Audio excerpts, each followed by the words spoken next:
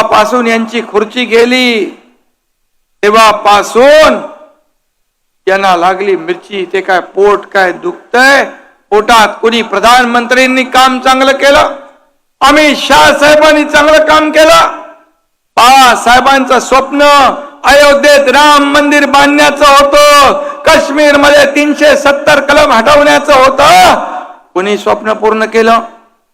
या देशाचे प्रधानमंत्री नरेंद्र मोदीजी यांनी अयोध्येमध्ये राम मंदिर बांधलं आणि काश्मीर मधलं 370 कलम मोदीजींच्या नेतृत्वाखाली अमित शाह साहेबांनी रद्द केलं.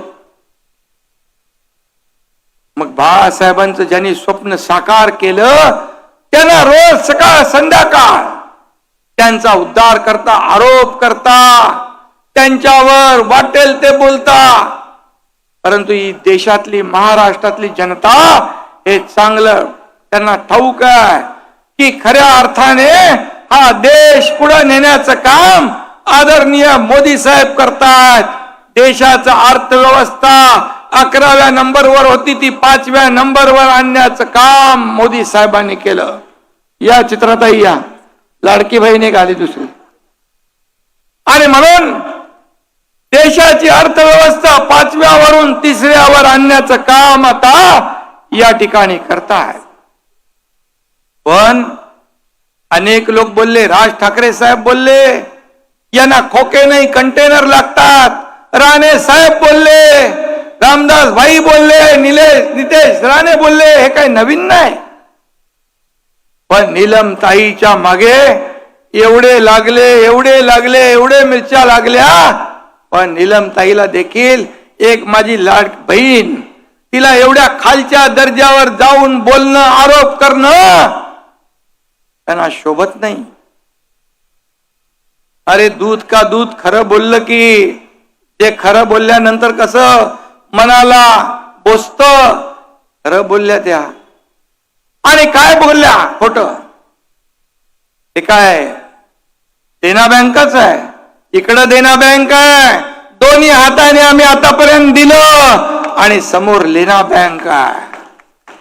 आणि म्हणून मी एवढंच सांगतो, जे बोलल्या ते कटू सत्य आहे. परंतु जाऊ द्या, त्याच्यामध्ये मला जायचं नाही.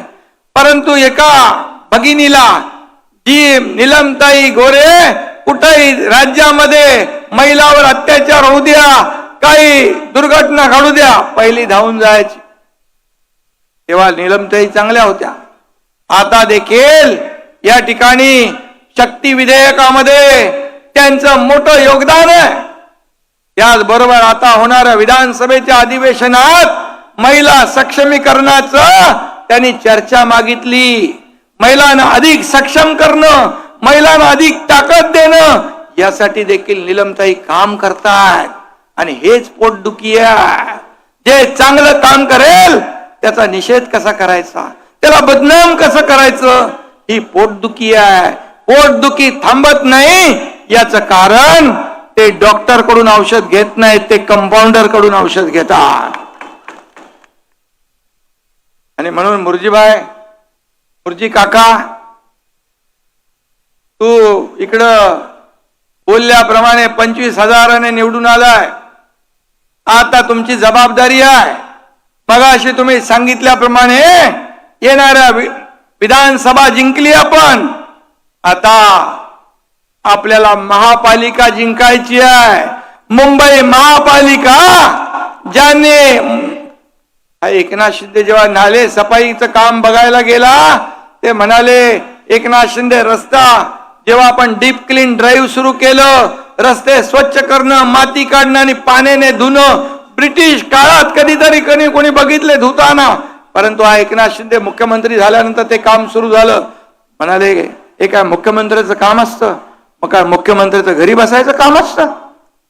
हा एकनाथ शिंदे रस्त्यावरचा जमिनीवरचा कार्यकर्ता आहे.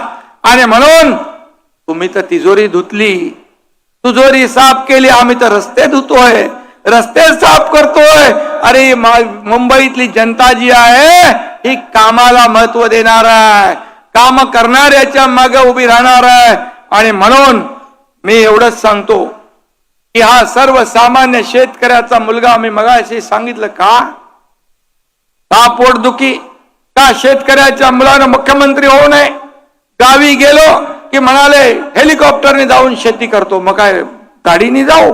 अरे मुख्यमंत्रीचे 10 तास गेले तर मी सह्या, माझ्या 10,000 सह्या होतील. मी आपल्याला सांगतो, आतापर्यंतच्या इतिहासामध्ये सगळ्यात जास्त सह्या करणारा हा तुमचा एकनाथ शिंदे आहे.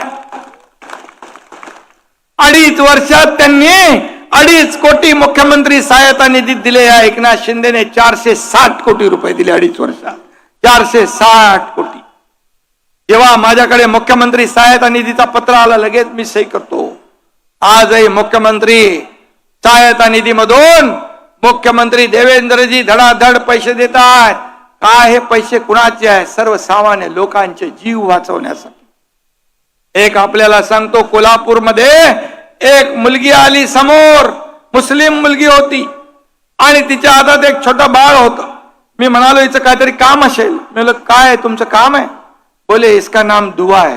मग काय?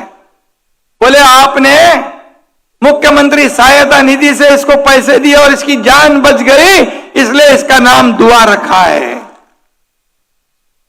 जात पात धर्म भेद सोडून आपण काम केलं. आणि म्हणून आज मी तुम्हाला एवढंच सांगतो की जेव्हा खोट्या बातम्या पसरवतात, एकनाथ शिंदे नाराज आहे. एकनाथ शिंदे गावाला गेला की नाराज झाला. एकनाथ शिंदे रुसला. एकनाथ शिंदेला पदाची भूक कधीच नव्हती. 2022 साली सत्ता सोडून नगर विकास मंत्री असताना माझ्यावर 8 मंत्री पाय उतार झाले, सत्ता सोडून दिली. आणि शिवसेना वाचवण्यासाठी यांनी शिवसेना काँग्रेसच्या दावणीला बांधली होती. धनुष्यबाण काँग्रेसच्या दावणीला बांधला होता. तो सोडवण्यासाठी एकनाथ शिंदेने उठाव केला, संघर्ष केला आणि फक्त राज्यात, देशात नाही तर जगातल्या 32 देशांनी याची नोंद घेतली. हा एकनाथ शिंदे पदाला भुकेलेला नाही.